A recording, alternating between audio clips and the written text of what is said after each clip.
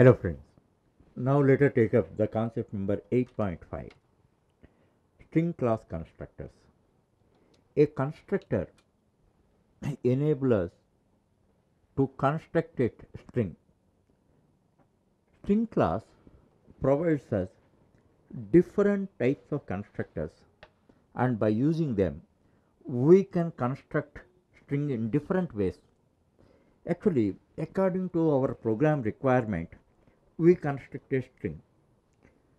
Then, if several types of constructors are provided by the string class, we will have a freedom to construct a string according to the requirements of our program.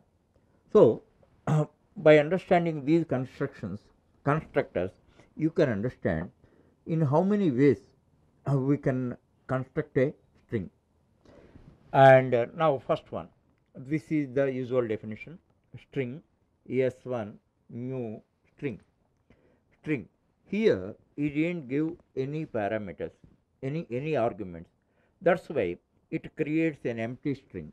Now, in the previous concept I explained to you, this is as a result of this, string reference is created. It is like a string of the kite, and this is the kite.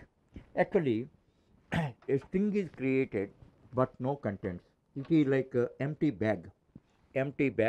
So if you want, you can create an empty string also, and you can visualize this like this.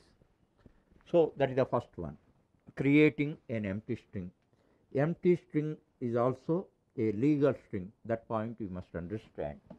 Second one, string s2 new string Java. Actually, we are giving a string literal as an argument to the constructor. This is the constructor. Here, for this constructor, you can understand constructor method, but you don't use the word method as an implication. You understand it a constructor method. For this constructor method, you didn't give any arguments. That's why empty string is created. In this case, same syntax we have written, and we have given argument, that is a string literal. We have given an argument. As a result of that, you see same position, reference is created like that, s2 string reference. And in this is not empty bag. Here Java, that literal whatever characters we use, those are there. Actually, what is this? This is the string object. This is the string object, and s2 is the reference. You have to visualize it like that. And number 3, s3 string s3 new string s2. Now we have given an argument. What is that argument? The same argument, s2 we are giving. S2 we are giving. That's why a new feature you have to understand. You may think that one more object is created. It is not so. It is not so. As a result of that, whatever object is created, the same object, and because the same reference you have given, so it refers to the same object. Now, as a result of that, what is happening? Already s2 is referring Java object, Java string object. As a result of that, s3 also referring the same object. That means one object to two references. It is like one kite, there are two strings. You have to visualize it like that.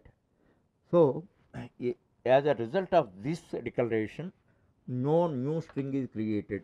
Only s3 is referring s2 object, s2 string object. Okay. Thereafter, fourth one, other model. One character array we are creating. We are not creating any string. Now we see char char here, as it is an array, we must put this char character array Java. We are in the arrays chapter I explained. If you want, you can create not only numerical strings, and you can create strings using characters also. Now it is a valid array. It is not a string. Now, if you want to convert it to a string, this constructor is useful. Now we see string S4 a new string, whatever character array you are giving it.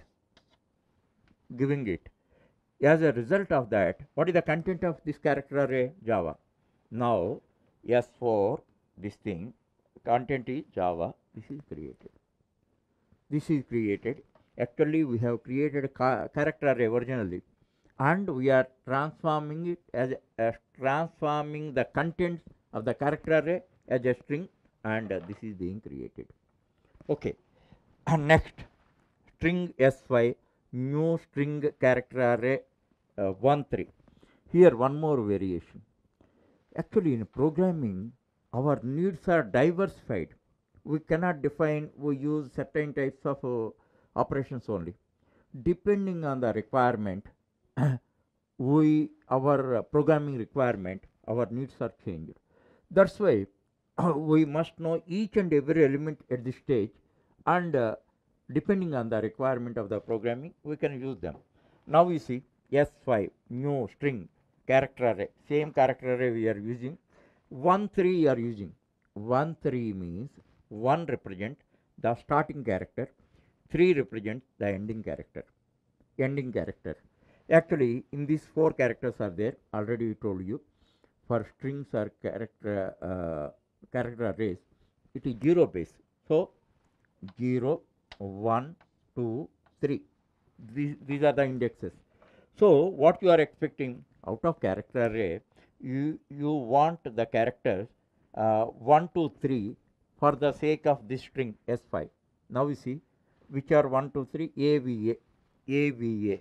Now S5 is the reference, it is referencing AVA.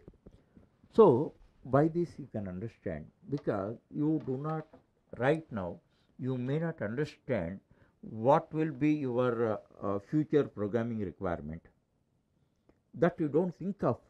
Now what you are learning, different ways of constructing a string using different types of string class constructors.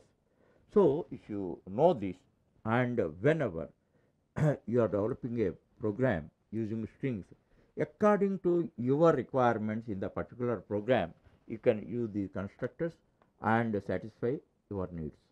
This is the way of learning.